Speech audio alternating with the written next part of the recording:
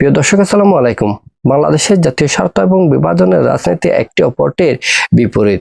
যেখানে জাতীয় স্বার্থ একতা, স্থিতিশীলতা এবং উন্নয়নকে গুরুত্ব দেয়, সেখানে বিভাজনের রাজনীতি প্রায় পুরো লক্ষ্যকে ব্যাহত করে। বিশ্বের অন্যান্য দেশে যেখানে জাতীয় স্বার্থে সবাই ঐক্যবদ্ধ হয়, সেখানে আমরা জাতীয় স্বার্থেও ঐক্যবদ্ধ হতে পারি না, আমাদের দলমতের ঊর্ধ্বে ওঠে। তাই বাংলাদেশের সামগ্রিক প্রেক্ষাপট বিবেচনা করে আলোচনা করব আজকের এই ভিডিওতে। জাতীয় স্বার্থ কি? জাতীয় স্বার্থ বলতে বোঝায় রাষ্ট্রের সার্বভৌমত্ব রক্ষা, অর্থনৈতিক উন্নয়ন, রাজনৈতিক স্থিতিশীলতা, সামাজিক সম্প্রীতি এবং আন্তর্জাতিক ক্ষেত্রে মর্যাদা বৃদ্ধি। আর এগুলো অর্জনের জন্য প্রয়োজন একটি ঐক্যবদ্ধ সমাজ এবং কার্যকর রাজনৈতিক সংস্কৃতি। বিভাজনের রাজনীতি কি?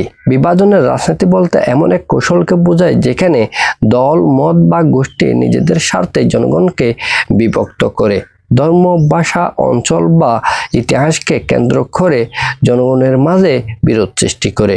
উদাহরণ হিসেবে আমরা বলতে পারি, বাংলাদেশের মহান মুক্তিযুদ্ধের ইতিহাস নিয়ে আমাদের বিভক্ত রাজনীতি এখনো পর্যন্ত বিদ্যমান।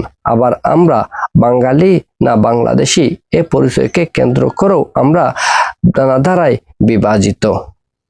সমস্যাটা কোথায়? বিভাজনের রাজনীতি জাতীয় স্বার্থের জন্য কয়েকটি বড় ধরনের ঝুঁকি তৈরি করে। 1. রাজনৈতিক স্থিতিশীলতা নষ্ট হয়। সন্দেহ ও অবিশ্বাস বাড়ে, যা দীর্ঘমেয়াদে শাসন ব্যবস্থা দুর্বল করে।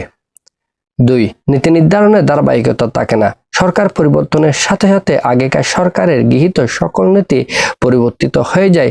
নতুন সরকার নতুন নীতি গ্রহণ করে, যা রাষ্ট্রের অর্থ অপচয় করে বলে রাজনৈতিক বিশ্লেষকগণ মনে করেন।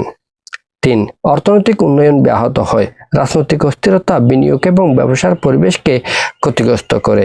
এছাড়াও আগেকার সরকারের গৃহীত সব মেগা প্রকল্প বাতিল হতে অনেক সময় দেখা যায়। 4.